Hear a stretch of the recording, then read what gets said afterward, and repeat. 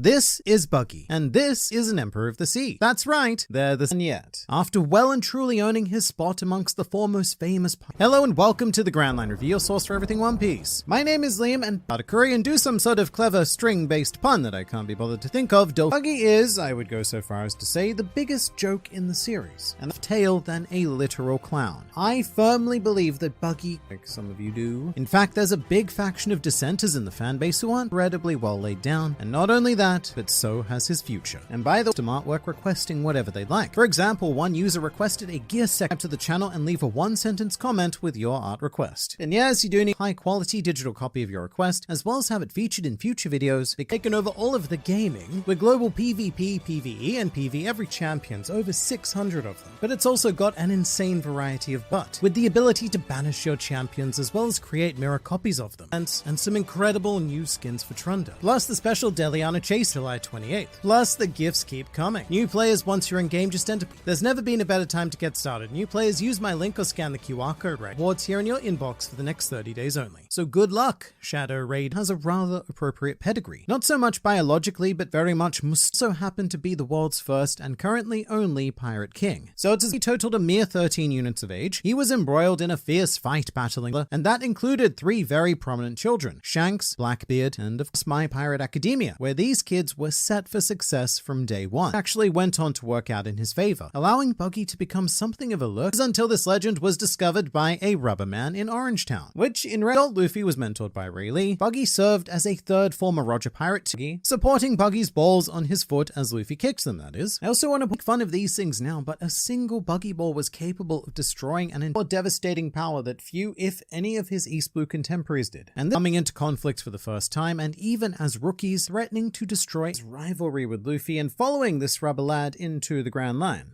When it comes to the Paramount War, we as readers have a tendency to think of this from the perspective of in-world characters. This is actually the story of Buggy. From Impel Down, the Marines identified the masterminds behind this historical stuck on the toilet when he should have been doing prison things. No, the mastermind behind, even above the former warlords in terms of a threat. The Marines also have a bit of red-haired Shanks. And not only that, but Luffy and Buggy also briefly discussed to his favor, and they actually threatened to mutiny against Luffy. But Buggy take the head of Whitebeard. Bold strategy. Will it pay off? All around the world. The gates of justice mysteriously open. Later word would various subordinates are Crocodile, Jinbei, and Emporio Ivankov. I mean, everyone of relative credit. Big moment here though, because Whitebeard then recognized Buggy and me, Whitebeard, and you, the Clown Man, join forces and take them on to the strongest man in the world. Within the war itself, Buggy's very first fight was against, but on the flip side, Buggy was completely unable to overcome the sheer durability evenly matched that neither can prevail. A rogue camera then pans to blood brother of Shanks. After Whitebeard's death, Buggy then fled with tears in his mouth. He also stepped in not only to save Luffy, but also Jinbei from Marine. When Shanks did arrive to stop the war, he addressed four people: Fleet Admiral Senso, Blackbeard, and finally Buggy. To the eyes of the world, these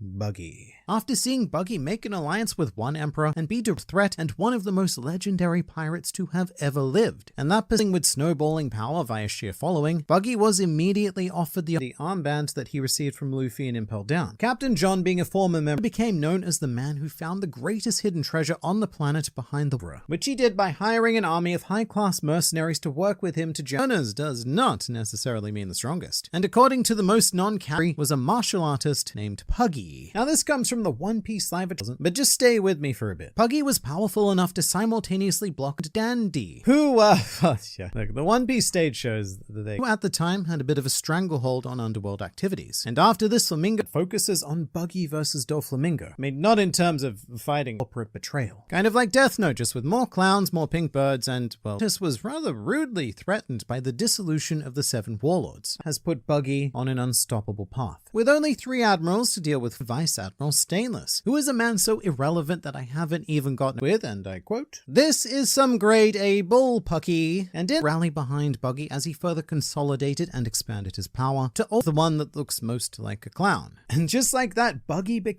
was publicly recognized as an equal by 2 emperors, and Vita, suspiciously White Substance Scaldino, and of course 2 on the same level as the likes of Katakuri, Mako, and King. Oh, and to become